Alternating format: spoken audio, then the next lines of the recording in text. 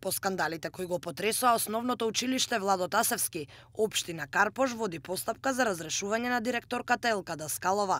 Неофицијално дознаваме од извори во општината.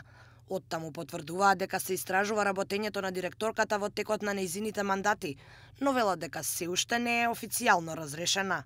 Општина Карпош во моментов води постапка и ги истражува поплаките против директорката, но го истражува и целокупното работење со училиштето во текот на нејзините мандати. Директорката се уште не е официјално разрешена.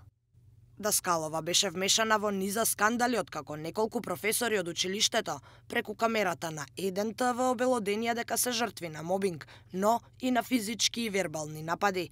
Пред 3 месеци наставничката Кофиловска тврдеше дека била нападната од страна на Даскалова, а 1 месец подоцна наставникот Велков ја обвини дека се обидува да го пензионира пред време со обвинение дека удрил дете со посебни потреби.